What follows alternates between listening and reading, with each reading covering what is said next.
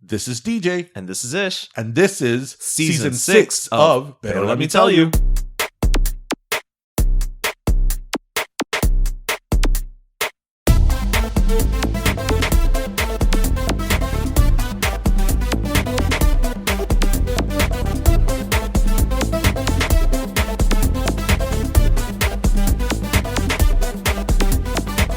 And with a beautiful body, she asked me for the time. No, that is probably... Is this Craig David? Of course it's Craig David. Okay. This is probably the song I have listened to the most in my entire Is this life. the Monday. Okay. For some reason, drink on the rhythm sounded Tuesday. off on the verse. We were making love. What are you saying by that? We were making love by Wednesday. And on Thursday and Friday and Saturday, chilled on Sunday. But today's Fake Friday, and he did not include that in his 7 days. By Wednesday and Thursday and Fake Friday. we chilled. No, he could say, she faked it on Friday. There you go. But we will never fake it. We will never fake it. No. So welcome everybody to episode 257 of Pero Let Me Tell You. Yes. ¿Cómo está todo el mundo? Well, everybody's great. It's a long weekend. It is. It's a long for some, because some people don't have that Monday off, which sucks. Happy 4th of July. Happy Independence Day, 4th of July. Mm-hmm. Quick. Don't ask me how many years. Oh my God. I don't know, 200 and something? 47. Okay. Wow. Anyway, happy birthday, America. You know I don't do math. And then No, you're gonna clearly ask me for you don't. things like that. I have to Clearly do math, you don't. like math on the Just spot. add 3 years to your age plus 200. Just add 203 years to your age. I like how you went the long way around saying that. Yeah. Add 3 years and then 200. No, because those are the mathematical gymnastics I do it in my head. Because I'm really, really good at like, well, you've seen me. Like when you throw, what's this and this and this? I'm like this. I know. I do like these numerical gymnastics in my head that I could come up with like arithmetic really quickly. So I do stuff like that. Like, okay, add 3 to this and then plus 200. Tricks. Yeah, those tricks. Those tricks of yours. Tricks. Yeah, it's funny though, because I'm not good at math. When I'm looking at a document at work that has some type of mathematical equation, actually I can find when there's something wrong with them. Wow, look at that. Because I'm so used to like, no, I have to check my work that I will sit there and you have to check your work and look for it. So yeah, it's all about checking your work. It is all about checking the work. Although I'm glad I'm not in school right you know now. You know what was so messed up that I remember. You know, when you're taking algebra, you have the FOIL method. Yes, the FOIL method. Remember, but when I was in ninth grade, which is when you take algebra in good old Southwest High, I had a wonderful math teacher who was Cuban, of course. Yeah. Miss Garcia. Was that Papelito procedure? Papelito procedure. Okay. Which I don't even know what in English what that would be called, what we were trying to do. But she called it Papelito procedure, which she got the name from where you would get a little piece of paper and then you would put it in front of on top of one of the numbers, and then you had to multiply all the other like moving the paper along. Yes. Okay. Yes. And she used to call it Papelito procedure. Once we got to the FOIL method, I thought it was called the FOIL method porque she got un pedazo de aluminio. And started calling it no, I love it. I love it. I actually think that it's pretty, No, that was a good jump. That was a good I wasn't the only person that thought you were following the narrative. Right, I was following the narrative. Yes, you were. Other friends of ours who had her in ninth grade, you didn't have her. No. Other friends of ours that had her in ninth grade thought the same thing. What are you doing? I'm checking the levels. Levels? The levels. Oh, yeah, that song of... Wait, whose song is that? I was going to say Kris Jenner. Why was that the hell? I guarantee you it was not Kris Jenner. The Jonas brother. Which levels, one? That's right. Joe? No, the Kevin? other one. No, the other one. Nick. Nick, the most popular one. The one we couldn't think of. So... Isn't that always the way?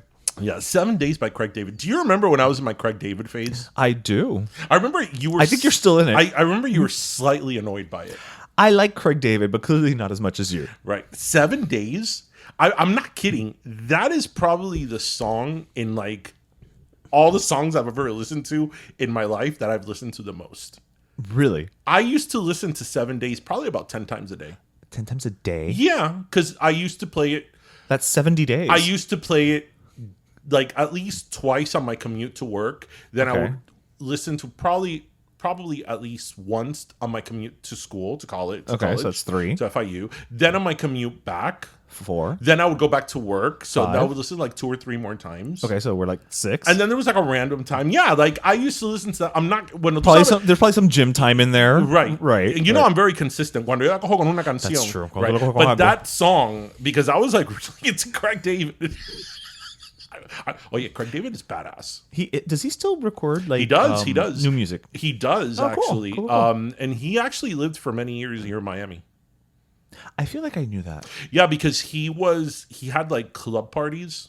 Oh, I didn't know that. Yeah, here in Miami, and it was like a really big thing. And it's funny because like people from around the world would come to it, but yet people here in Miami Would not. We're like, "King Craig David." Craig David. Craig David. King Craig David. Craig David, if you want to be on Pero, let me tell you, We have an open invitation. I remember I saw Craig David at Billboard Live when Billboard Live was in South Beach. I forgot that existed. You remember that? I saw Craig David in Billboard Live. I believe it was December of 2001. Okay. And I was front row. On Friday, it's time to party. Let me hear you. The only thing I will say, Craig, is if you come on the show, we're not available 7 days a week. So just we'll figure something out. Okay, but you're gonna have to. Good, though. It is a good song. It is a good song, but clearly I don't like it as much as you do. I don't even think Craig David likes it as much as you do. Possibly. That would break my heart. No, because all singers after a while, like especially their top hits, they get a little like, I have to sing this again. So they like to take a break. Tell that to Jocelyn. Enriquez? No.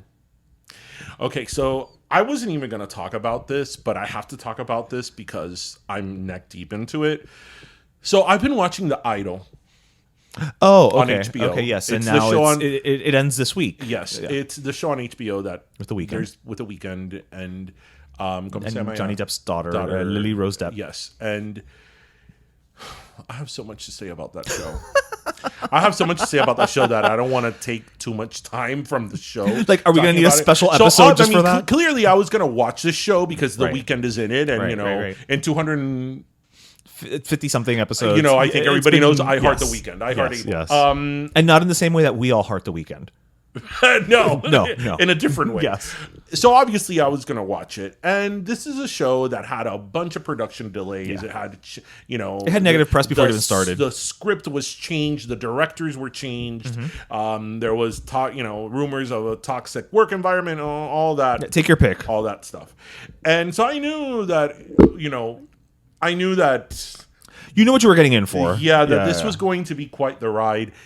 It's really bad.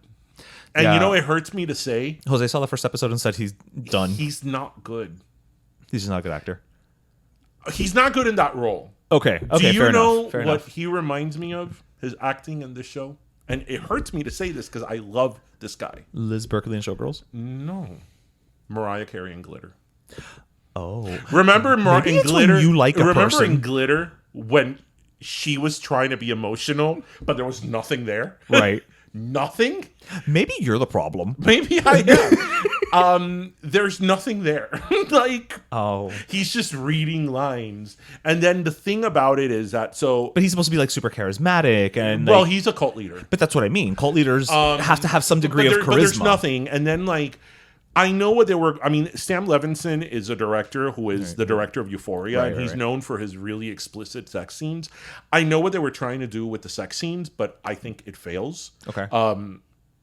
I know they were trying to make these super provocative, push the envelope. I'll push the envelope sex scenes that were sort of a little taboo, and they're just ridiculous. They're not sexy, and they're not envelope pushing either. Yeah, I've always said this. I feel that gratuitous sex scenes in a movie and a show, I don't care for that. I mean, if it's a sex scene that has to do with the plot, then go for it and go for it all the way. Right. But gratuitous sex scenes are just sex scenes that are shocking for the sake of being shocking. I could see right through it. It doesn't do anything for me. And there's a lot of that in the show. And I'm sure Troye Sivan feels the same way you do about shocking. The character, they say she's loosely based on Britney Spears. I've heard that, yes. And now, do you think she's based on Britney Spears, or they're using that as a shorthand so that they don't actually have to do character development? Well, that's what I was going to say. Oh, okay. But even if they're using it loosely on Britney Spears, you still have to do character development because she's not Britney Spears. Right. And one of the things that we find out is that her mom died, and that has her in a really bad headspace. But you don't develop this character enough to be like, okay, I feel for her. I get why she's struggling. Mm-hmm.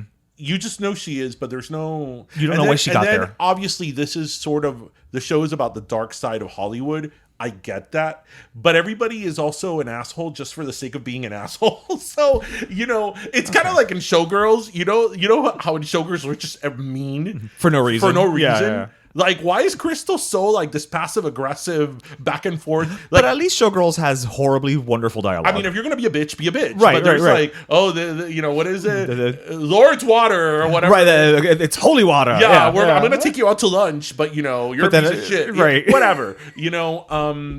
So, I don't know. It's just bad. However, the music is great. Well, I mean, that's the one thing we know he does well. Yeah, the music is great. And he actually has a song with Madonna, Popular, that's actually really, really good. Oh, I saw it on Spotify the other day, but I didn't actually click on it. And actually, it's doing very well. It's actually... By the way, speedy recovery to Madonna. Yes. So what happened? Bueno, eso es lo que te pasa. Te da una bacteria cuando tú estás bugado. Oh, no. Let's not go down that route. No, apparently, because I was reading, it's funny because I went to like all of the reputable sources and they were all kind of towing the line. And then I saw that TMZ had a story and I'm like, TMZ somehow, I'm not sure how, always knows the real truth. They always know what's really going on. So I'm like, you know what? But gossip column that it is, right. They always know. So apparently she'd had a fever for like a month. Well... That she did talk about her fever for a long time. I mean, well, historically, bad girls have fever. And so when you kiss them and you hold them tight. It's true. And then I guess the fever went deeper and deeper. And in the morning and all through the night. Yes. And so she got hung up on not going to the hospital. And then that caused the whole commotion. And then what they did was they got into the groove and took her because her assistant actually found her passed out I think it was in her bathroom, vomiting uncontrollably. Everybody got together. And everybody got together. Yes. And she was vomiting uncontrollably, actually. And they were like, who's that girl that's on the floor? And then, so they took her to the hospital and, like a ray of light. Was this in Manhattan? Yes. Oh, it was in La Isla Bonita. It was in La Isla Bonita, yes. It wasn't Staten Island. It was not Staten Island. It was La Isla Bonita. And so now she's back home, but apparently she's still bad. Like, she's still, like, bedridden. Like, she still vomits. She's got a really bad bacterial infection. And you know what? A part of it, though, like, again, like I said, I got this from TMZ, right? So grain of salt and all that. But historically, we have seen TMZ be right about so many things. And there's a certain element, though, to the Madonna persona that we know that I can believe that she was like, I have a fever of 105, but this tour starts in 3 weeks. I cannot stop. Like, I can see her. Dope. I can totally see her being like, I will beat the fever. Like I will beat the fever. I am greater than the fever. I am greater than the bacteria. Any bacteria. So I could see her just plowing through it. I mean, if anybody could take on a bacteria, it would be Madonna. I agree. Yeah. I agree. Maybe she could have cured COVID. She just didn't want to. Okay, so according to TMZ, well, she's back home. She is home. So she's not on death's door then. No. She's still being looked after, but she was in ICU. Yeah, well, and I think she was intubated. Well, yeah. I mean, I read from that she was unresponsive, which means you're without a pulse. I didn't see that, but I mean, I would. No, some sources had her as unresponsive. Yeah. So I've always said this. One of the things that I'm the most afraid of is pneumonia. Like pneumonia. It catches you off guard. All those respiratory, like viral, like... Hello, la pobre Brittany Murphy. Yes. I'm like... Porque that's the type of stuff que empieza con un catarrito. And you're like, you I'm not going to it, go to the hospital whatever. with un catarrito before. You're full of pneumonia and dying. Yeah. Yeah. I've known people like in their 50s that were like super healthy, get pneumonia, then they get dehydrated, they start having organ failure and die. And it's like, you got to be careful with the fact that there is a walking pneumonia. Is even more terrifying. Yeah. Because you're literally you're okay, quote unquote. Yeah. So, bueno, Madonna, speedy recovery. Speedy recovery. We all have tickets to your show, but no pressure. No pressure. But if you do want to change it so that our show is opening night, we're not going to be upset about that. No. I don't want an opening night show. Oh, I don't mind. No. I don't mind an opening night show after this because that means that she's going to show up, having beat the bacteria, and it's going to be a joyous event, and we're all going to be happy and celebrating her, her recovery. So it'll be that type of a opening night. I've done opening nights and other tours for other people, and it's like there's always something that goes wrong. I don't think that's the case with Madonna. Well, that's true. Madonna doesn't go wrong. Well, as evidenced by the fact that she almost died because she couldn't go to the hospital for a fever. A few years ago in the Brit Awards. Right, and I'm sure that person was executed. The girl who knocked her down because she didn't do her. Yeah, she was banished. We've never heard from her again. That probably is something that Madonna would do. She's not known for being warm and fuzzy. No, at all. Something I wanted to bring up this week because this is like the top or height of like American entitlement, if you will. Okay. Did you hear about the American tourist who went to the Coliseum? No. Oh, okay. So this American tourist went to the Coliseum, and in the Coliseum walls, he carved his name and his girlfriend's name. And of course, the only logical reason, he proceeded to... He did it for the gram. He did it for the gram. And now there's like this international, I wouldn't call hunt. It's not like Interpol is after the guy, but there is this like, it's worse. It might be the mafia. There's like this whole international outcry, and they are looking for him, and he faces a very hefty fine. Good. And a even jail time. Good. And you know what I'm thinking? Okay. En qué momento? There's several pictures of him doing this. Okay. I could understand.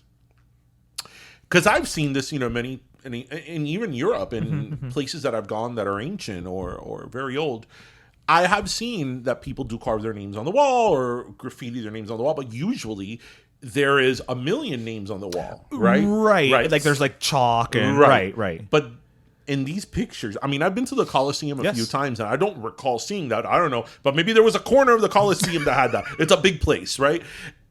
But in the picture, it clearly shows that there's no other names on that, He didn't try to disimular. At that 2,000, over 2,000-year-old structure. So I just try to think, before I go on a tirade against the guy, just in terms of logical reasoning and like the thought process of what makes you think, it's okay. It's okay. It's a great idea that I'm going to carve into this brick that has been here. I think the Colosseum was built in like either 10 or 90 AD. So it's been over 2,000 years at this point. Right. I'm just going to go ahead and carve my name here and with my girlfriend. And I'm going to make sure everyone knows about it. Right. Because that's the second level of this, right? It's not that I'm going to do it. It's that I think it's so okay that I'm going to publish it. But, many times you hear these stories from Americans. And that's why I always say, like, is it like American entitlement? Yes. That you, because I don't think that he did it with like a malicious intent. But he just did it like, well. But he did it so like, well, yeah, bro. This is what I'm just going to do. Like, bro, I'm at the Coliseum. Like, what else am I supposed to do here? And first of all, I just want to say something. Does he even know the history of the Colosseum? Of course not. He's American. The Colosseum has this morbid history. Yeah, it's not warm and fuzzy. It's not the Palace of Love. It's not Versailles. Right. Or like, for example, when you go to Verona, right, Romeo and Juliet. They have the alleged balcony, and they have a statue of Juliet. Like the whole thing, you rub her boob, and you're supposed to get some. Pero love, bueno, at least that's romantic, right? Leanings. It was at the Colosseum where people were dismembered and tortured, fed to lions in the name of entertainment for the Caesar. Yes. It was the original Andy Cohen. That was the ultimate thumbs down, thumbs up, or thumbs down. You didn't want to get that. No. I'm starting to think that this guy didn't watch Gladiator, which is weird because he sounds like somebody who would love that movie. Right. I don't know anything about him, but he's an American who carved into a 1,000-year-old symbol. Yeah. I could see him. A UNESCO World Heritage Site? Yes. This sounds like a good idea. Let me carve my name in a UNESCO World Heritage Site. Because that's what you do. I don't know if it's, again, is it American entitlement? Sure, there's an element of Come that. mi Absolutely. diría. There's We come mi call it diría. come mi diría. There's come mi diría. You know, as you'll hear in an upcoming interview where we talk to Philip Carter, the linguistics professor at Miami English, he was eating shit. He was eating shit, He was bro. eating shit. But I also wonder. At least he's not from Miami. Thank God, Florida. Florida. Or Florida. Florida It didn't man. start Florida man. Florida exactly. man goes to Coliseum too. Thank God for small we favors. dodged that one. But I do sometimes wonder if, because in America we have, comparatively, we have fewer historical monuments and buildings, and the ones that we have either aren't as well known, Ancient. or we decide that we just pave it over to put a CVS. So With the Walgreens across the street. right. Don't forget the Walgreens. Right, and then the Chase on the other corner. Yes. So I think there's a degree of this country Followed by Mattress Giant. This country, our country, doesn't have that respect for history. And so when we go abroad, we don't. I'm using we as a collective we, because obviously you and I wouldn't. But there's that element of like, I don't. I understand that. I understand You what see you're what I'm trying to saying say? because we don't have anything in the United States That we revere. unless it's like a Native American.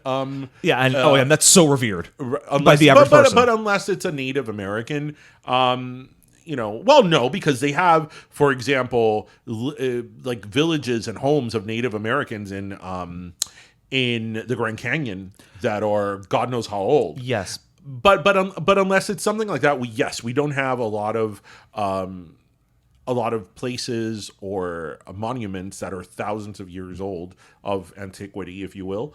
But we do have we do have places that are revered here in the United States. Like, I think most people wouldn't go and do that to the Statue of Liberty, or would do that, let's say, in Yellowstone, graffiti your name on a hillside, on a cliffside or something, whatever. Mm. I just think that it's a dumb guy who happened to be American. There's probably a little bit of entitlement there to it, but who just was like, oh man, it'd be cool if I like carve our names here and we put it on the gram, viral. Yeah, it went viral. It went viral. Yeah, it sure did, babe. It went viral for sure. Cannot say otherwise. So actually, there was something I wanted to bring up, and so give me 1 sec. I want to look it up here. I always take notes for everything. Did you see the new documentary on HBO? Speaking of Florida and entitlement, and it's about pill mills.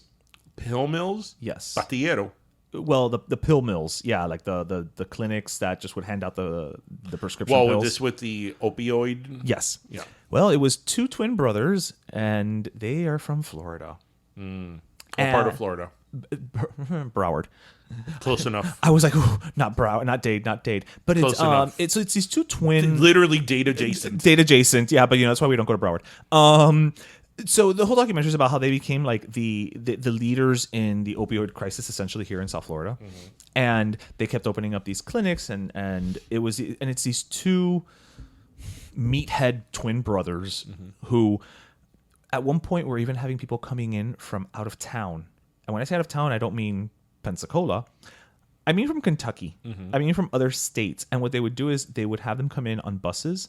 And in the buses, they would put that they were like with some church group. So that when they would come in, nobody would pull them over. And they were just selling it. They would go back. And then these were like drug dealers. They would go back and they were selling what, opioids? Opioids, yeah. Roxycodone and I want to say fentanyl. So they both got caught and they got sent to jail. And again, the documentary is fantastic. It's on Max. They both went to jail. One of them is now out. And a whole bunch of people got arrested. I mean, at one point, his mother even got arrested because he had his mother as one of the managers of one of the sites because they had multiples. And he has stayed to the fact that he was not guilty because they hired doctors. The doctors were the ones who prescribed it. The doctors were the ones at fault, not him. We didn't do anything. It's a conspiracy. We didn't do anything wrong. I didn't do anything wrong. I just owned the business. I don't know. And well, the doctors are at fault. Well, yes, and they were all charged, and it's not like they got scot free. This is a major conspiracy, right? It's not like they got a scot free, but it's kind of going to the whole thing of what we were talking about, entitlement.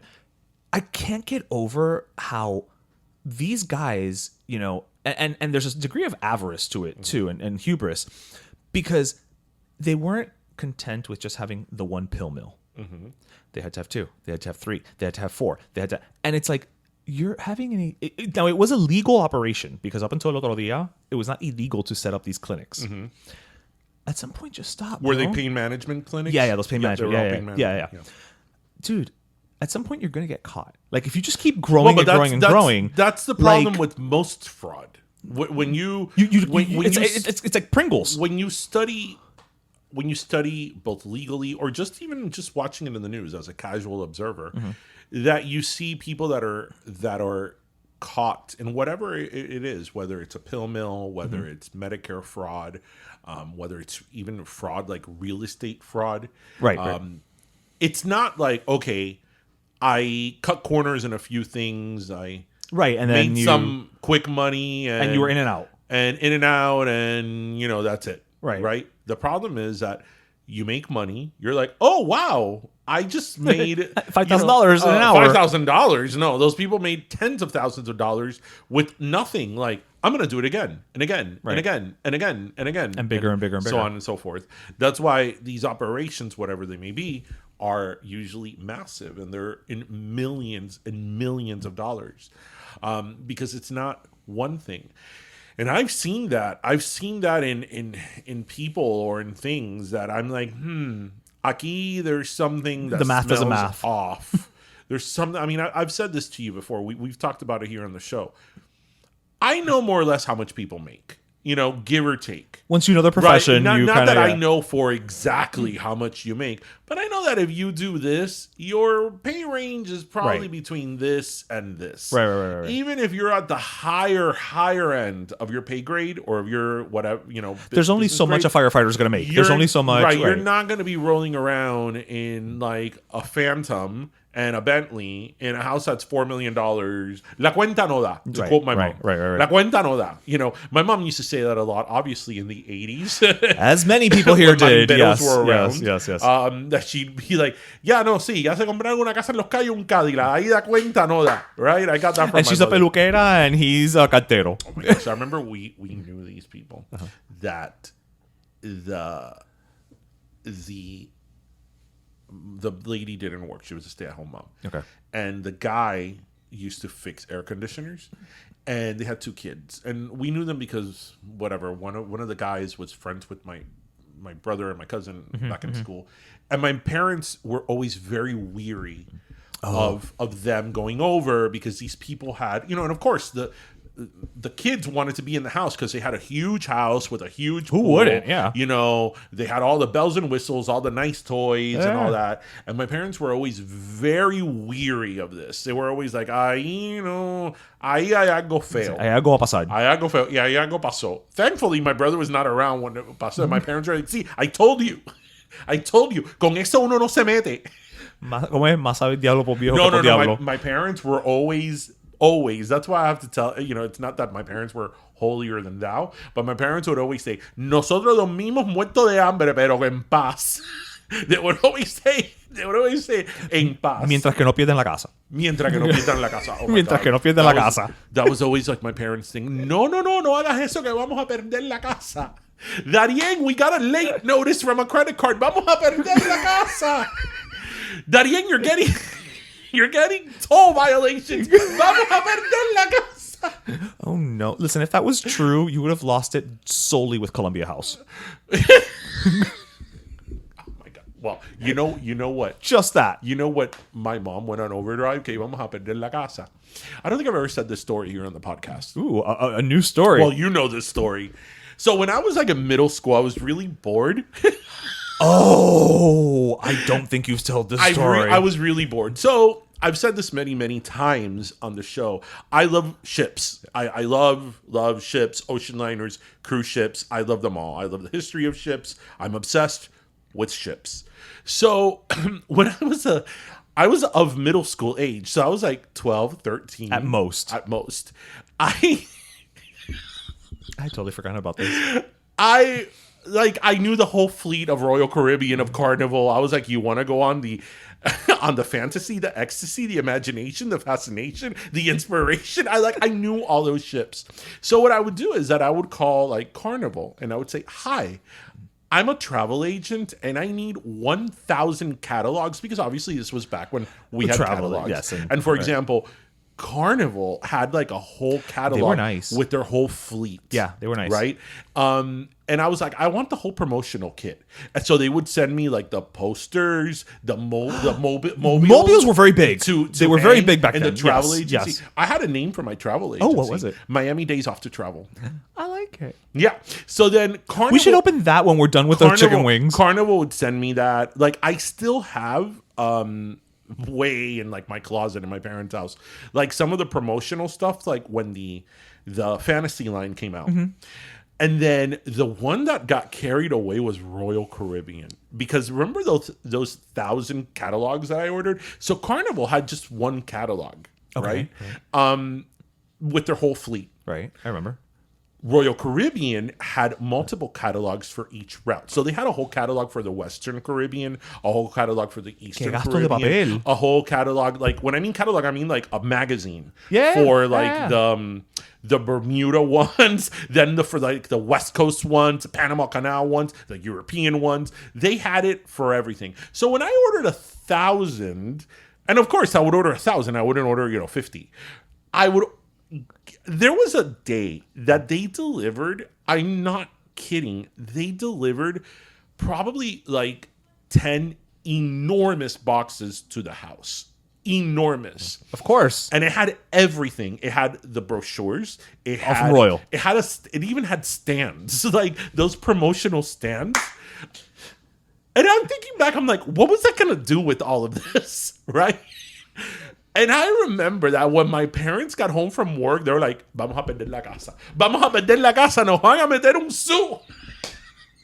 Nos van a meter un su from you ordering all this." And wow. And at that time, my brother wasn't married yet, so we still shared a room. So half of the room was boxes, and the other half was his bed. Like, you knew this story. I did know this story, but question, because I know you're a little bit of a pack rat. I still have some of them. You do. Okay. I do. Okay. They're in my parents' house. And I'll never forget that. Do you remember Dolphin Cruise Lines? Not until right now. Okay, so yeah. Dolphin Cruise Lines Yeah. was like this little rinky-dink Como un cruise sea line. escape, yeah. Right, that I remember that when you would call, never forget that when I called them, they're like, yeah, we need your tax ID number. And I'm like, excuse me. Royal Caribbean has 75 million boxes. Carnival just sent me all this stuff, and you want a tax ID number? And anything, me at like that age, I'm like, what the fuck is a tax ID number? Like, I don't know what that is. But I'm not giving it to you, damn it. I remember my grandmother would be like, Daddy Egg, tú estás loco. And I'm like, but look at all these pretty posters of the Sovereign of the Seas. Yeah, and you had 1,000 of them. 1,000. I went big. Well, clearly. I went big. The beauty of it was go big or go home, but you were already home, so you were fine. Yeah. I'd like to think that I was an entrepreneur. I agree. I was trying to open. It is that kind of initiative that has led us to Pim Pam Pollo today. I would like to think. I agree. I would like I to concur. Think, I mean, although today, 13-year-old me couldn't do it today because today everything is digital. That's true. They would just show you, send you to the website. Yeah, but I got some cool stuff out of it. Don't you remember in high school, I had a huge poster of the Empress of the Seas in my room? I don't. I did, and it was from that. That was a remnant of your because of your travel. What happened was like this is totally like growing up in an immigrant household. My parents achieved the American dream of buying a house. Right. So anything and everything that could be a threat to subject house, you were not going to jeopardize that. Yes. And you and your 1,000 brochures from Royal Caribbean almost did. That's why I knew the 1990s fleet of Carnival so well. The Carnival, the Tropical, the Mardi Gras, those were the holiday festival, the holiday, the Jubilee, the celebration, the fantasy, the ecstasy, the sensation, the imagination, the inspiration, the fascination, the elation, and the paradise. Those were all fantasy class. Those were all fantasy class, yes. Yeah. Wow. Talk about useless knowledge that's never going away. At least I know it because I worked for the company. I know. That's something that I say all the time. Why didn't I ever work for a cruise line? Well, you did for a minute. Well, but that was like in between jobs. Right. But like, why didn't I make a career out of this? If anybody should have. Like, I would have gone in there and be like, listen, I know your brand. Like, I don't need this training. I could train you. Yes. Could train you. Just saying. So let's take a quick break. Okay. And then All this cruise talk. I mean, I'm a little seasick. We're going to take a break, but we'll be right back. Oye, mi gente, Ish here. So as you may know, we are partnering with Florida dairy farmers to talk about dairy and some common misconceptions and just the benefits that it has and things of that nature. And today we have with us sports and performance dietitian, Tony Castillo. Thank you so much for joining us, man. It's a pleasure to have you. Ish, thank you so much for having me on. I'm so excited to talk to you. Well, I'm glad you are, because, one of the things that I have swirling in my head, right, is we're both Latino. And, Latinos love to talk. But a lot of times we share information that's not necessarily 100% accurate, right? Like, you've got that tia who's like, no, a mí me dijeron. And, and then you actually start to look into it and you realize you have no idea who this person spoke to because all her information is wrong. So what are some instances, right? Because you do get that a lot with dairy. People tend to be experts, right? Like, no, porque la leche, la mantequilla, blah, blah. What are some of the types of things that you found in your work that we're kind of just wrong about when it comes to dairy, right? All the WhatsApp messages we get. Video of Juanito de la isla diciendo algo de leche. Yes. It's like everybody has opinions, but nobody has facts, right? So when I moved down to Miami for school, I went to FIU, and it was so funny because my uncle was from there, and I'd go down all the time. Well, I remember the first time I went to get my first cafecito en un ventanita, and I asked for one of the alternatives. I'm like, señorita, can you put something in it besides that? And she was like, oye, mijito, aquí lo único que tenemos es leche. Okay, so, I'm clutching my pearls, dude. Like, that was like the biggest insult that poor woman heard all day. Like, how dare you? How dare you? So, right? It's one of those things like café con leche is a staple in Latino diets. Flan, right? We love flan. Oh, come on. Yeah. Dulce de leche. Mi familia dominicana, si tú le quitas un dulce de leche, vamos a tener un problema. So, how do we make these things about bringing milk back into our community? Because it's something that is part of it, right? It feeds our family well. It's budget friendly. It has 8 grams of protein per cup, and it has calcium, calcio, makes us stronger. The things que no hace fuerte para patar en la obra todo el día. But it's like I say, it's efficient and effective. It really is. Absolutely. It has 13 vitamins and minerals that we need. Just even talking about the calcio, bone health. Muchas de las señoritas que van a la ventanita necesitan ese calcio porque no queremos que se caen and they break a hip, right? So making sure they keep that milk in their café. But I think that's why they all have the café con leche pure as it's intended, because they know the benefits. They know the benefits of having milk and dairy in your diet. Absolutely. One of the things that's funny, because I you always hear, like, or at least I did growing up, like, oh, vamos a usar la margarina, porque la margarina es más saludable. That's not the case, is it? Like, substituting margarine for butter is not the benefit you think it is, right? The only benefit is the case that it comes in, that abuelita puts either cookies or sewing things in. Besides that, that bucket doesn't serve any other purpose. If they could just sell that bucket, my abuelita would be happy. But what we want to have is actual butter, because if you look at the ingredients, it's literally just milk, right? It's just creamed milk. That's what butter is. When we look at some of these other alternatives, they have vegetable oils, fortified ingredients, because they want it to be up to the same quality and standard of una mantequilla de verdad. And it tastes better, honestly. And even if we go back to talking about some of those milk and those alternatives, they fortify those products, meaning that they add azúcar, they add vitamins and minerals, so it's almost as good as milk. But milk only has 3 ingredients: milk, vitamin A, and vitamin D. Y ahí se acabó. No hay más. And the same thing with the butter and margarine, right? Butter just tastes better. Oye, si tú vas a tener un pan cubano, you want to have some fresh butter on there. This is what I'm saying. I'm saying there's nothing better than, like, tostada con mantequilla.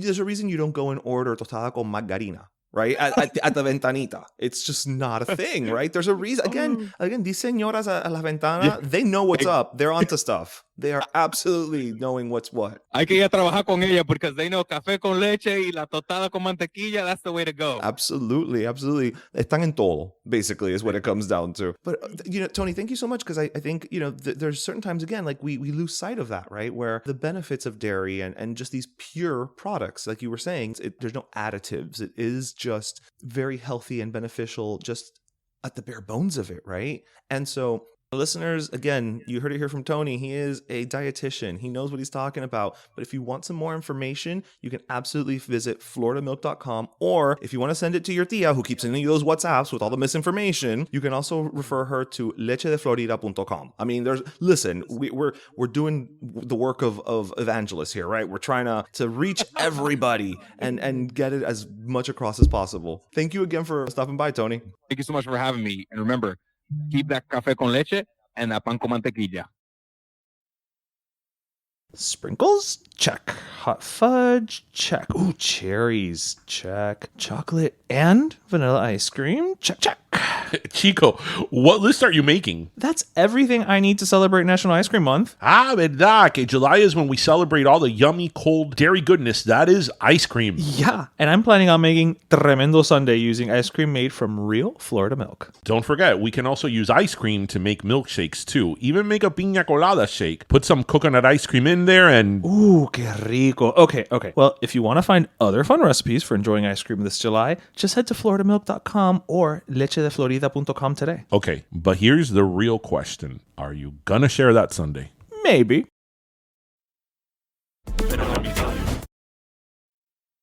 And we're back. What is your favorite cruise ship, by the way? My favorite cruise ship. You know what? I'm gonna go with the Legend only because it was the ship that they debuted when I was at Carnival. Mm-hmm. No, they debuted several. No, but that was the one that we went on.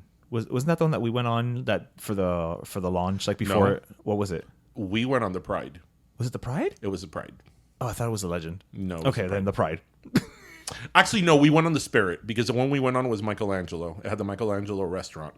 Was it? I'm completely sure. I don't know of why this. I'm questioning you when I know you know all this stuff. Completely sure of this. We went, the one that we had a dinner. Yes. Was the one that that was main the Pride. Top restaurant was under the funnel.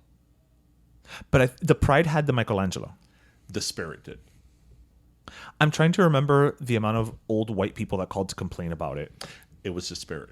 Okay. No, it was the Pride. It was the Pride. It was the Pride. The amount You're of absolutely old right. women who Yes. called to complain Yes. about that statue. Yes. Well, interestingly enough, the Pride. Listeners, you're getting this is the learn section of the education. So what you we're didn't know you talking needed. about, there's a ship on Carnival's fleet called the Pride. That in the very, very top it has a restaurant called Michelangelo's Restaurant. Yep. And going back to the Colosseum theme. See, look, we're all coming back. It has an Italian Renaissance theme, and there was a statue of Michelangelo like in the middle of the restaurant. And the statue actually was covered up. It had a bulge, but it didn't have the full genitalia Yeah. in detail like the real Michelangelo. And just now, like when I mean now, I mean last month, the Pride went on a major dry dock and they removed it. Really? Yeah. Did they change the whole theme of that? They changed the whole theme. Yeah. Makes sense. So people would call in to complain. Oh, yeah, of course. Of course. I mean, I love that people would call a complaint and they'd be like, I understand it's a work of art and I know that that's how it's intended and I know it's a masterpiece, but I don't like it. And I'm like, well, what do you want me to do about it? Do you want a 20%? I used to love your Carnival stories when people would. If you still worked for Carnival, you would have such great stories for the podcast. Oh, from COVID alone. Yeah, because your stories of Carnival, that you'd be just like, I'm giving you a 20%. That's all I can do. Yeah, that's all I can do. 20%. No, 20%? You had to like almost die because I would give a Bon Voyage gift. Oh. If you just called to like annoy me, you'd get a Bon Voyage gift on a future sailing. And then if it was a little worse, you'd get a 10%. A 10%. Yeah, 20% is a lot, actually. Yeah. You died on the ship. Come back. Speaking of ships, did you see the girl who fell off? No. I think it was the Independence of the Seas this week from Royal Caribbean. No. Because she was taking a selfie. She fell off the ship. She fell off they find her? the ship. They did because it was during daylight. Everybody was looking at her. Oh, okay. They saw her okay, falling down, and they were able to save her. Yeah. Wow. I mean, do you know how many people die a year at the Grand Canyon Doing selfies? Taking selfies? I mean, Yeah. ¿Serán pariente del tipo del Colosseum? I don't know. That's a nuisance if if I've never heard of one. Okay, so one of the things I really wanted to bring up this week, Yes. and this is the learn and part of the show. This is the additional learn. The additional learn. So this week, the Supreme Court ruled on affirmative action pertaining to colleges and universities. So that's something definitely that I wanted to talk about, because I feel that affirmative action is such a layered and controversial subject. And, some people think it's needed. Other people think it's the devil. devil. It's like everything else. The truth is sometimes somewhere in the middle. And in terms of the Supreme Court ruling this week, the High Court ruled that. So can you take a step back, and what was the case that was brought? Well, the case that was brought was for Harvard and the University of North Carolina. Okay. And it was students who say that they were not admitted onto the university because of affirmative action in the universities.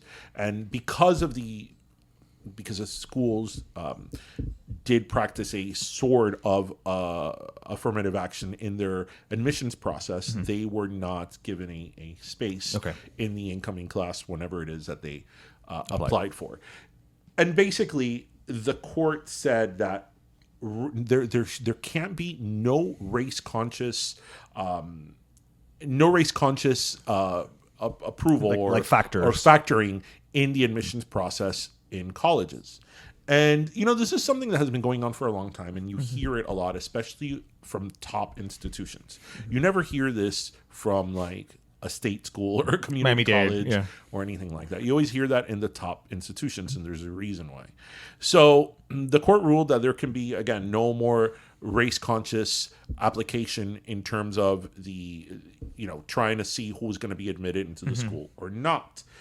Obviously, there's a lot of people who believed that because of affirmative actions into the admissions process, people that who would have otherwise not had an opportunity were now had an opportunity. Right. And then there were other people who said that, they worked hard, they did what they needed to do to get into this school, and because of systems like affirmative action, that seat is given to somebody else who maybe did not have the credentials that they had.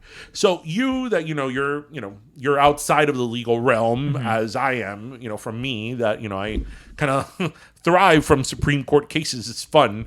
Cruises and Supreme Court cases. Well, that's beach reading. What is your take on this? So I guess my first thought, honestly, when I heard all about this was, if you don't get accepted to a college or even a job, right? And obviously that position, that space goes to someone else, there is a degree of self-indulgence, I think, for you to assume that I would have gotten it if not for that, those pesky kids, right? Like a Scooby-Doo episode. Because if I get turned down for a job, I don't know who got the job. And so now what? I'm going to go and I'm going to ask, well, I want to know who got it instead of me so that I can see if they're qualified. Like, I'm going to go through, like, sometimes you just have to take the L. Right? Like if you apply to a school, you know what? A school only has 100 spots and they get 1,000 applications. Guess what, kids? 900 of those people are going to be turned away. But I guess that. So, but what I'm saying is, I don't even understand where you start with this lawsuit, and how do you even find that out? Well, the schools do release every year analytics in terms of the people that got in and their backgrounds. But how do you know you? How do you know you? Right, because there is analytics that show what, like, let's say the incoming class of 2023, what their GPA was, what their SAT score was, and all that. On average, okay, yes. Okay. So, if the GPA was a 5.0 and you have a 5.5, why didn't you get in? But I guess, But you can make the argument, SAT scores or entrance exams or whatever. But my bigger question to you is, do you think that these are systems that need to be in place that did protect certain kids? Or do you think that, because this is the question that I feel that most people, that when you talk about this, analyze, do you believe that an entrance to a college, especially A Harvard, an Ivy League, a top ranked college, these elite institutions. Mm-hmm. Do you think that it should be, okay, this is what we have 1,000, the incoming class is 500 kids. Right. Well, the top 500 get in. And that's what we're looking at.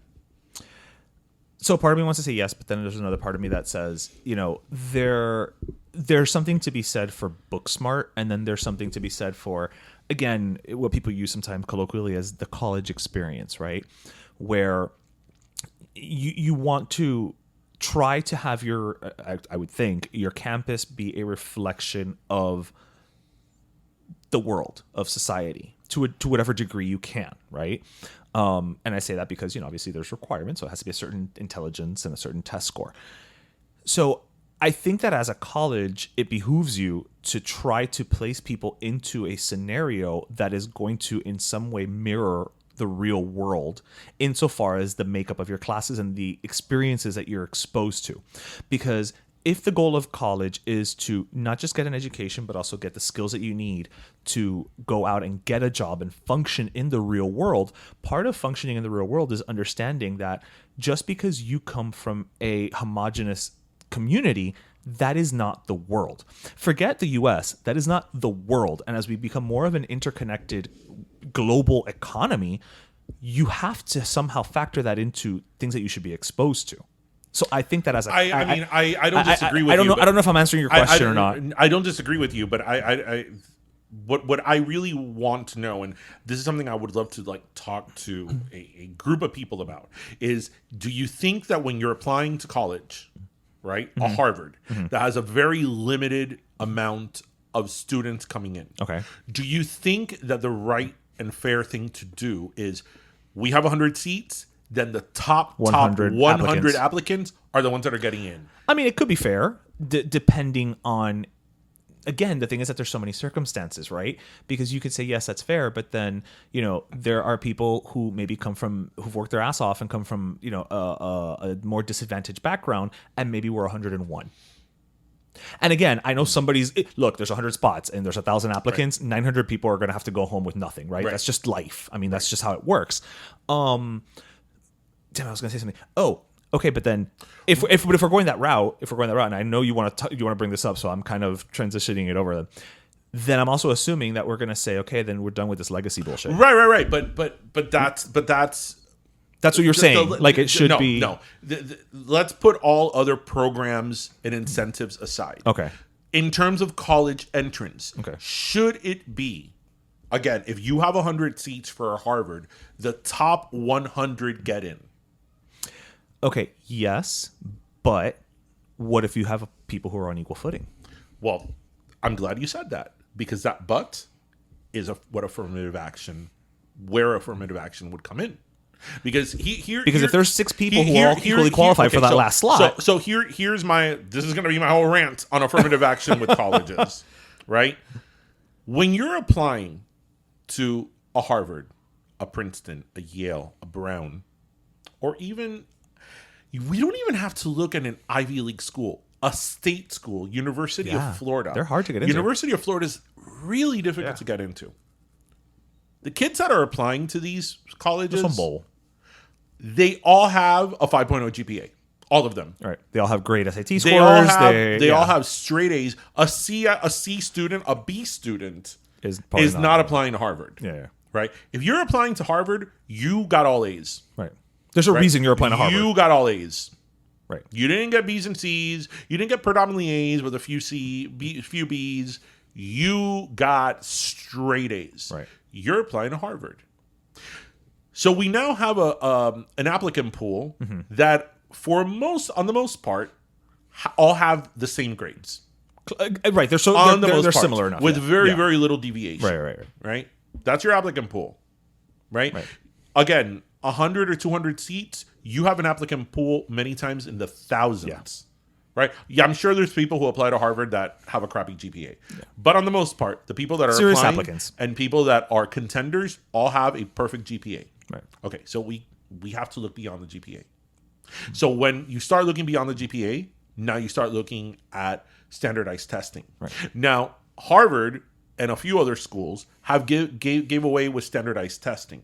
Oh, they don't look at it as much? They don't. But the problem with standardized testing is that there have been a lot of allegations in the past many years that standardized testing was biased against minorities. But my argument against standardized testing is even beyond that. Standardized testing, when you take the SAT or the ACT, there's kids who are naturally very good at that and those tests. Look at Zach Morris. Right. Zach Morris got into Harvard. Got it, yes. And Jesse did not. And Jesse only got into Stanford. Only to Stanford, right? yeah. And if you got that reference, people, you're over the age of 30. Exactly. 35. But anyway, back to the topic at hand. If you take the SAT or the ACT, and you really want to nail it, what do? You take a prep course. Yeah. You take the Princeton Review. You study. Have you seen how much these prep courses are? It ain't cheap. They're over $1,000. Right. Over. I remember when I took the LSAT, the prep course of the Princeton Review, back then, this was 20 years ago, it was like $1,500. 20 years ago. 20 years ago, right? So you now have to take a prep course. You've now alienated a large part of that gene pool because you know what?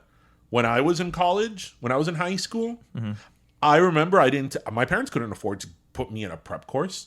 You know what? I had to take the SAT. I went to Walden Books and I bought a big book that was like $20 and I studied for the SAT. So now, just on the ACT alone, let's not even talk about the bias within the test. Just from a preparation aspect, you now have kids who can afford a preparation, who can't. Right. Now, let's move further down that argument. Okay, so now you have kids with a good SAT score, a good standardized GPA. test scores. Right. So now you have kids in equal footing. So what do they start looking at? They start looking at extracurricular activities. Right. What have you been involved in?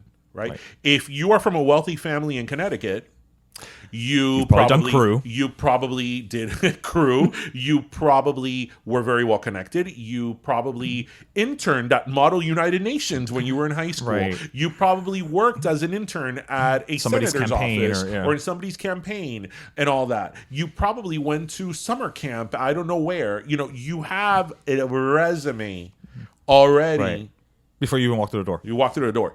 You don't even have to go and say, oh, if you're a kid from the inner city. You could look at me or you, right? When we were growing up, that we came from a middle class, working class family. We didn't have those credentials. We couldn't have those credentials. My parents were working class. My mom, up until I was 10 years old, cleaned houses. My dad had 3 jobs.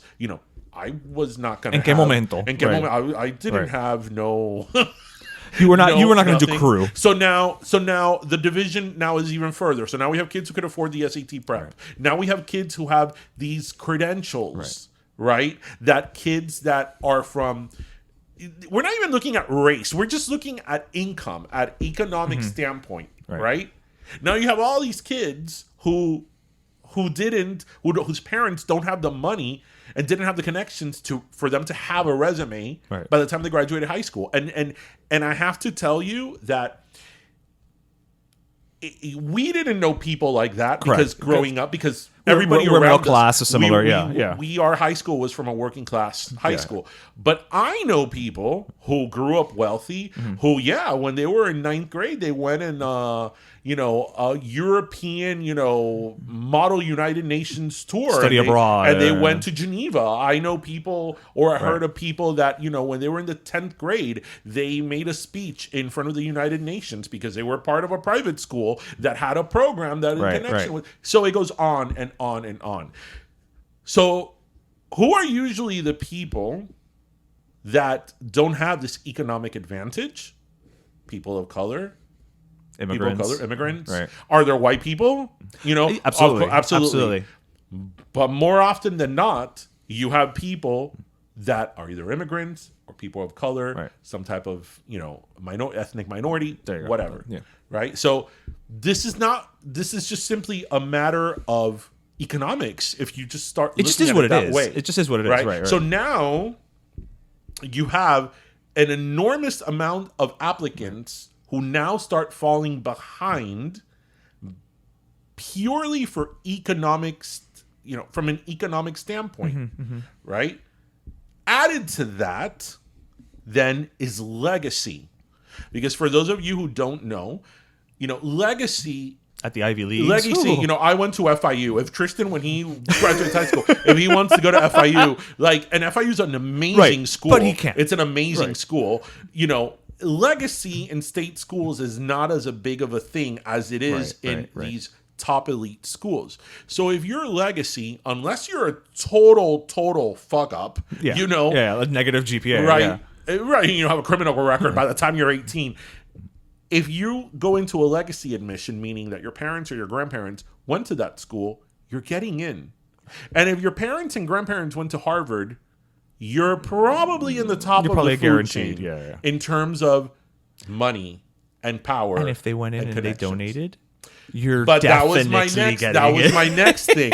So then people that donate millions of dollars to a school and get a wing under their name. You think that their kids or their grandkids aren't getting in that school? No. So now again, people that are of meager means, people that are working class, people that are poor, start getting left behind. And who are usually these people? Right. These are people that are of color, that are immigrants, ethnic minorities, so on and so on and so on and so on. Right. So the system keeps giving an advantage to people that tend to have more money and tend to have legacy. Right. And these are people that are usually white. And let me be very clear. If I had those advantages, I would give them to my kids because, of course, you want your kids to succeed. 70% of legacy admissions in Harvard are of people that are white. Well, that makes sense. But what I'm saying is, if you don't have something else in there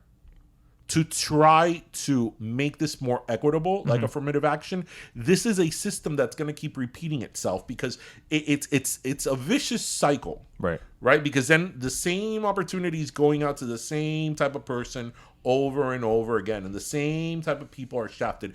This doesn't mean that there's anybody in the Harvard, admissions board that's like a racist. We're not letting black people into our school. Right. We're not letting freaking Spanish people into our school. But by virtue of the numbers, by virtue of the applicant pool and the people that are applying and the advantages that some people are getting, this is what's happening. It's systematic. It's systematic. So that's why you need something like affirmative action to make it a more equal playing ground. Now, is affirmative action perfect? By no means. I don't think anybody could sit here and say, well, affirmative action is perfect and everybody gets a fair shot. No, there's a lot of things that affirmative action, like recently now, there's a lot of people that are Asian who specifically have called out affirmative action because what was happening is that there were too many, in terms of numbers, too many people that were Asian that now were getting in. So schools had to like self-correct and then skew those numbers down. Skew those numbers. So then a lot of people that were Asian were getting now left out. So it's certainly not a perfect system. But I've always thought of affirmative action as a necessary evil. Is it unfair sometimes? Yeah. Are there people who maybe deserve to be there and didn't get a shot? Yeah. You can't have this conversation without saying that there's certain people that are going to get shafted. It's an imperfect system. But a lot of the times these people that do get shafted are people that, although unfortunately maybe didn't get into Harvard, could probably get into Duke or Yale or somewhere else. Right? So, without these protection in hand, you now open the door to these people that needed that little kind of bump to get in there, to help them. The foot in the door. You're not going to have this now. So again, legacy is a really big issue because it's huge. You're getting in. Something else I've always wondered, like, do you see all these celebrities that get into like these Ivy League schools? Hi, have we forgotten about Felicity Huffman and Lori Loughlin? Well, but I'm saying, exactly. But I mean, have we forgotten about Operation Varsity Blues? Right. And these weren't even to Ivy League schools. These were to like state schools in California. Okay. I mean, these people were basically able to buy their way in. Right. For all intents and purposes. Right. And again, like you said, we're not even talking about, the Yales and the Harvards in these cases, right? We're talking about, USC or wherever these kids went. Right. And the thing with this is that, a lot of people sit there and say, And again, I understand the controversy with affirmative action. I'm not going to sit here and be like, well, it's perfect and it's what we. Right. I understand the argument and the controversy behind it, but let me remind people that your kid may be in this situation, because if you come, it doesn't matter how well you think you're doing. There's people who are applying to these schools that are people that are practically socialites, right? Sure. That have legacy admissions, people that for sports, Yeah. right?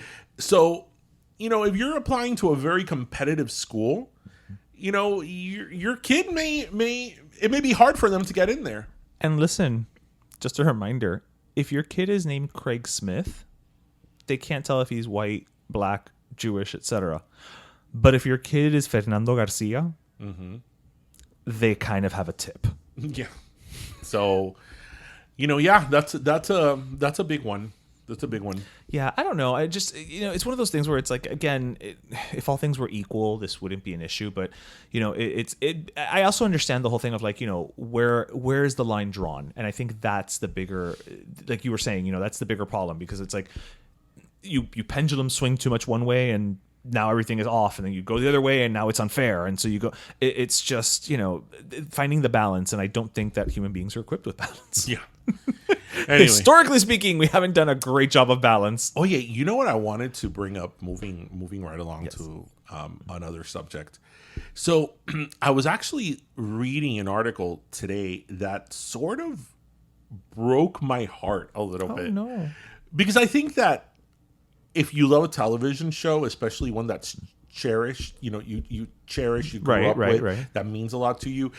It doesn't matter that we know these are actors and we know that they're just playing a part. We fell in love with the characters. You fall in love with the character and you think they're all friends and they love each other and all that. And you think that that's just the way it is, even though it's not. Right. So I was reading something today from the cast of Boy Meets World, one of our favorite shows. Yes.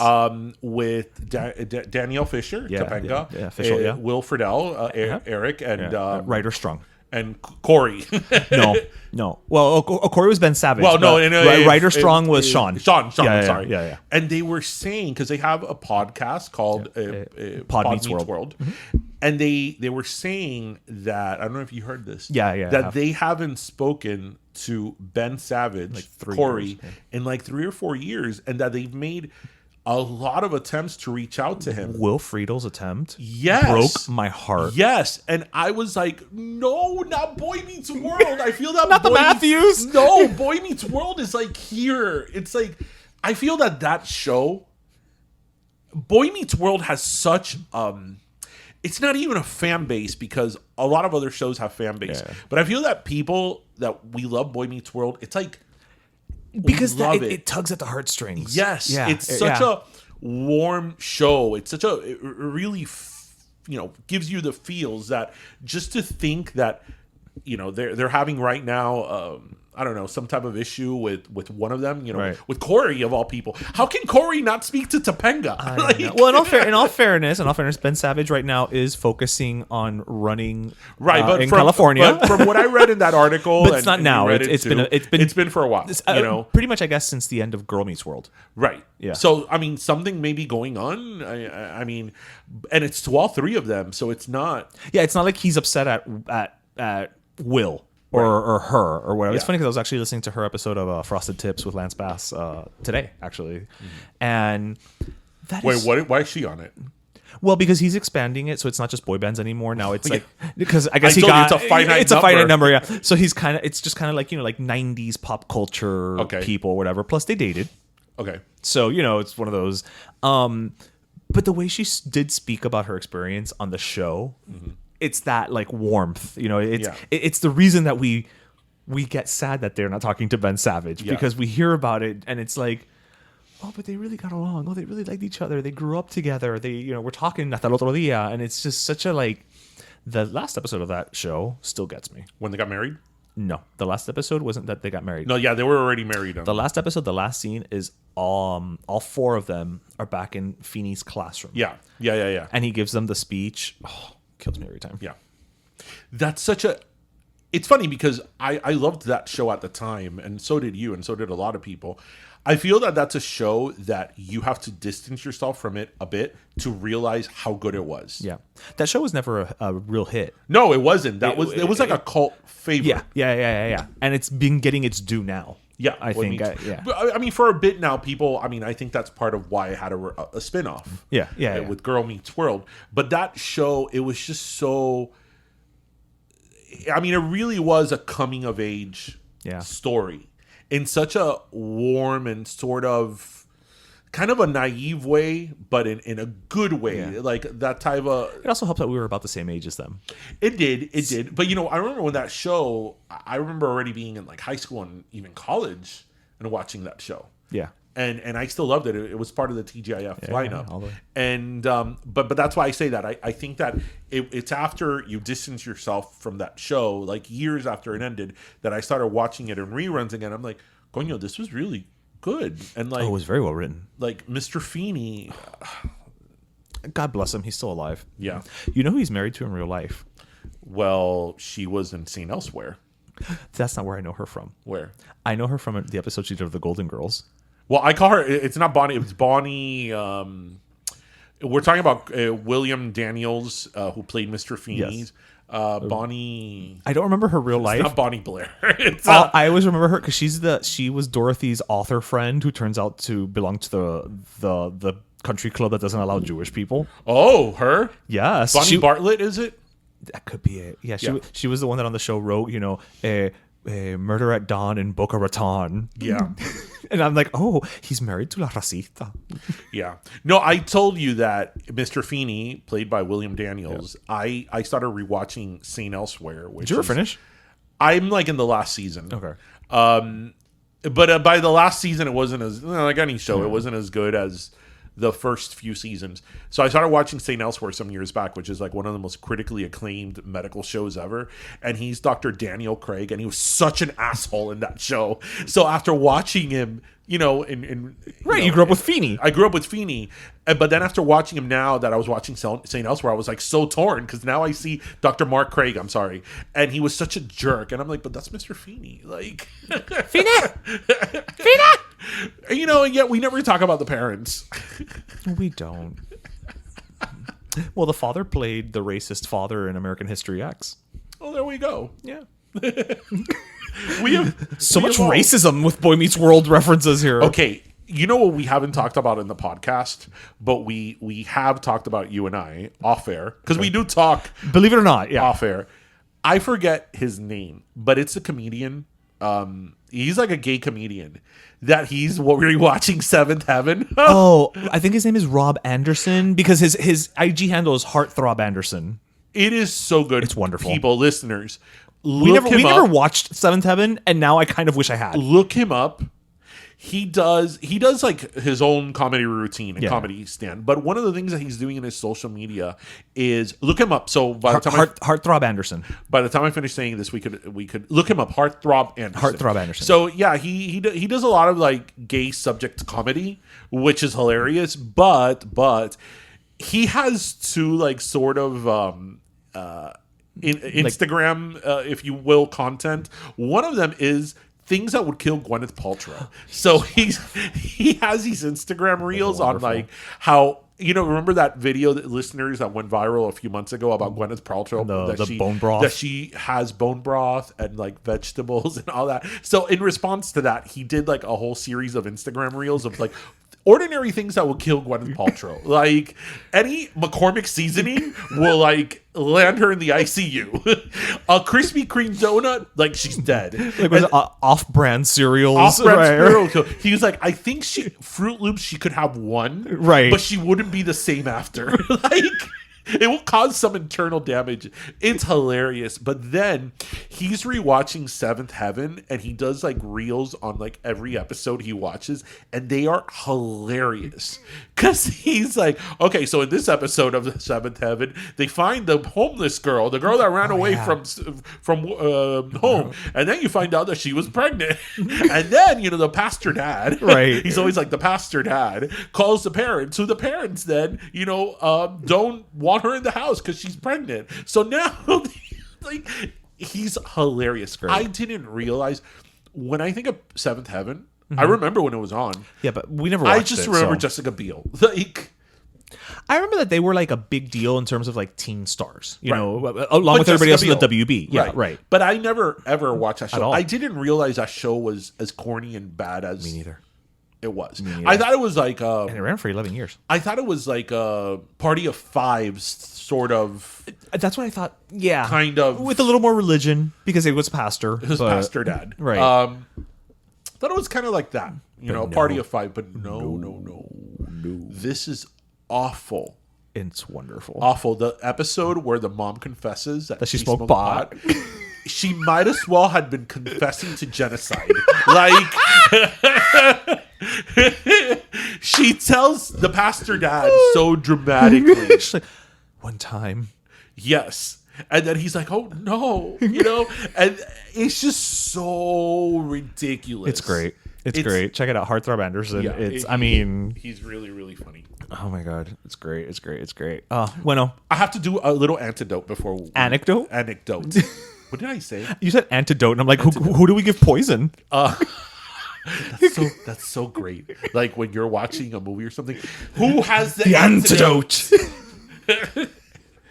Okay, so earlier this week, I was at the barber shop, and I know. Truth be told- If you're watching the video, we both got fresh cuts. yeah, truth be told, I like my barber shops. I like them to be Cuban guys that have been here less than 5 years. Those are the best ones. They are.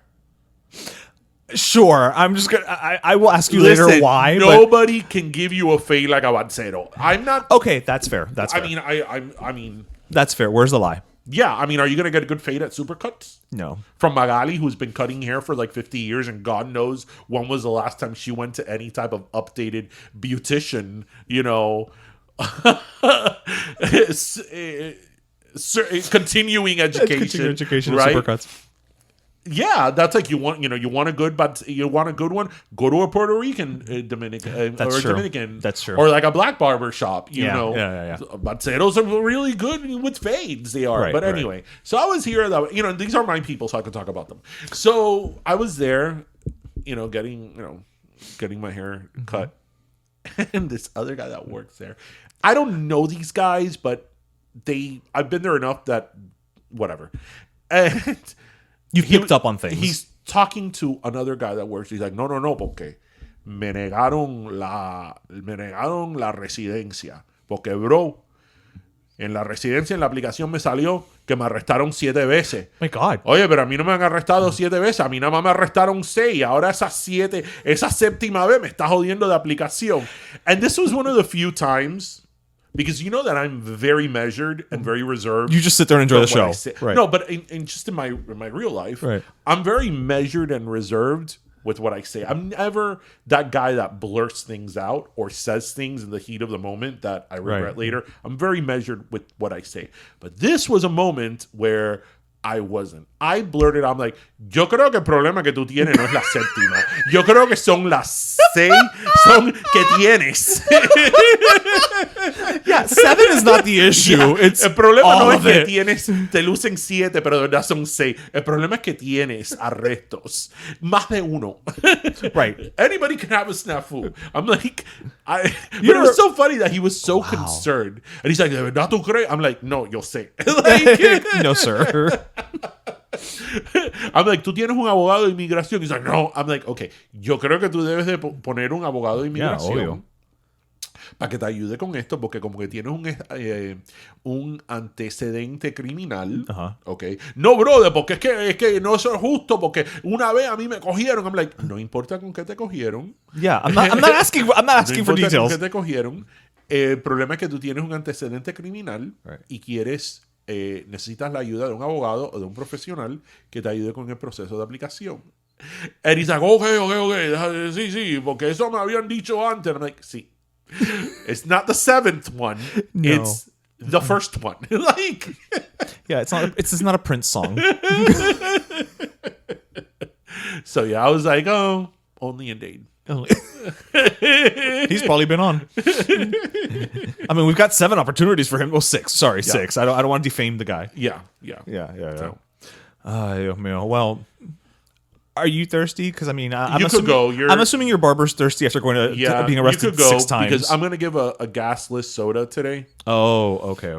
So you go with your positivity and your pride. I will go with my positivity. So it's the last Friday of Pride. I feel like we've been talking about Pride for like 6 years. So for the last soda of Pride, I'm actually going to give it to another past guest of the show. I'm going to give it to Wilson Cruz. Yes. So he's been on Ricky. the show. Ricky, yes, Ricky from My So-Called Life, and that's one of the reasons why I'm giving it to him. Is not only is he just always this beacon of representation and making sure that all the causes, and he's always the first one to with the rallying call and all of that. But I think for so many of us, he really was the first time that we saw an openly gay actor playing an openly gay character on primetime TV, and he was Latin. Who was Latino, which is why he works so well on our show, but also who was a teenager. Because I think many times you would have that gay character on like Dynasty or something. It was always this like adult.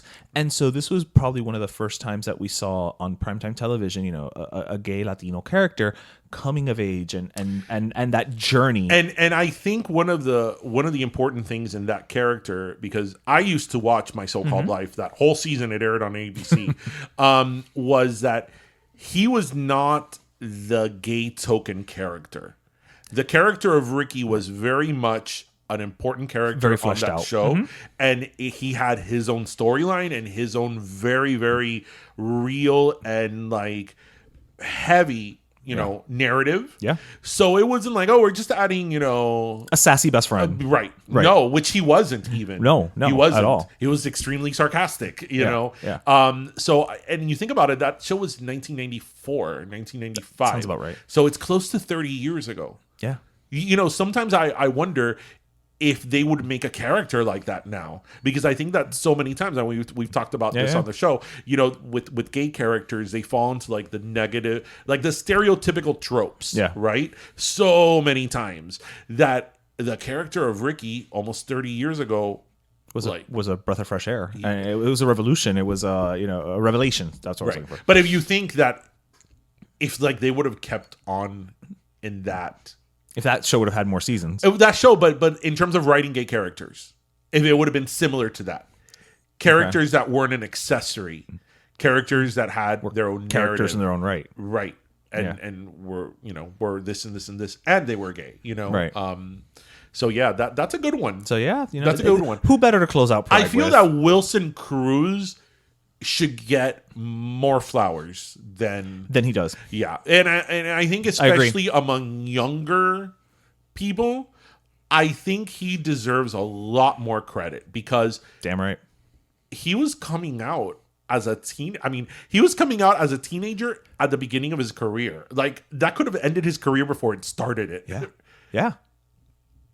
And he was always very open about it. Right. It's not like he was like, well, this is just a character I'm playing. Right. And then, No. He was, again, it was front and center. It was a gay, openly gay actor playing openly gay characters. And, again, like any actor, some characters are better than others, but he always played them with a degree of dignity. Yeah. And that's something that, again, like you said, he should get more flowers because a lot of the current queer youth owes a lot to the doors that man broke down. Yeah. So good for him. Yeah. All right. So your last soda. So my last soda today, I hate to be a party pooper. I'm gonna give a fizzless soda. Oh. And I'm actually gonna give it to a bottling company. Wow. I'm gonna give it to Pepsi, which I freaking love. Pepsi. Wait, you love Pepsi? I prefer Pepsi over Coke. I know. I'm one of those people. I know. Do you know what Pepsi's coming out with? What do you think is my worst nightmare? A ketchup flavored soda? That is what they're coming out with. Are you serious? I'm not kidding. Called Pepsi Chup. Colachup. Oh. Okay, why in all the demonic forces of the exist would they make? I just don't even understand what that's supposed to sound like. I don't even know what that's supposed to taste like. Soda. Okay, listeners. Like, why would you do that to yourself? The thing I am the most disgusted about in the entire earth is ketchup. Like, yeah. Tell the listeners. I'm not exaggerating. It elicits a reaction from the bowels of his system.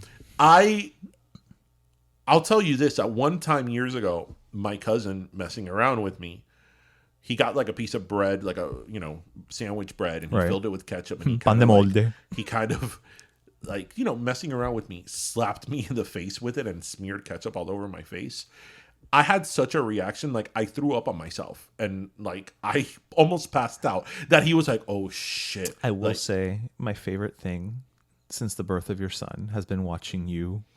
So my kid loves disdain ketchup, for ketchup, and I cannot let him know that I hate ketchup the way I do. Actions will be taken. Because that kid will get a ketchup bottle and squirt it in my face. Oh, yeah. So when he tells me, Baba, can you bring me ketchup? I like take a deep breath. Because I can't breathe. Right. It's like I've seen people take less preparation for anthrax. Yeah. I get the bottle and I go, here. And I'm like keeping a cool face. And he's asked me, Papa, do you like ketchup? I'm like, no, it's okay. I like mustard more. Because he can't know. Like, he can't know. At all. So the fact that they're making a ketchup flavored. Why are they doing this? But did you read like why? Like I don't know. I'm gonna look this up. I will look this up. I don't know. Like, why would they do that? Like, when I read that, I'm like, okay, is this a joke? Like, did somebody like go in my computer and like write this article as like, it's like a late April Fool's? Yes. Yeah. That doesn't even sound like something that would be appetizing. I mean, forget just the flavor of ketchup is not okay. Actually, you know what? I'm gonna. I'm so grossed out by ketchup. This is how grossed out I am by ketchup, people. That, for example, I love me some, mozzarella sticks with marinara. Yeah. When I am dipping the marinara, the mozzarella stick in the marinara because it looks like ketchup, I get grossed out. I have to eat it very quick. So then when, once I start eating it and I get the taste of marinara, I'm like, okay, it's not ketchup. Like, it's a mind trick that I play with myself. I got to see this product because like, what is the one thing that everybody, when you're using ketchup, tries to avoid? Please, I don't want to talk about it. What is it that they try to avoid? I can't say it. Having the liquid come out. Oh. So now Pepsi has decided that they're going to basically turn that into their Okay, let's drink. just end this segment. Everybody, we hope you listened, laughed, and learned. I mean, that, and now if I see something that's going to activate my trypophobia, estoy mal. Guys, it's layers on layers Lady on layers. Gaga has nothing on me with her migraine. Her migraine and her fibromyalgia. Oh, she has fibromyalgia too? Yeah, she does. Ay, qué jodida está la Gaga.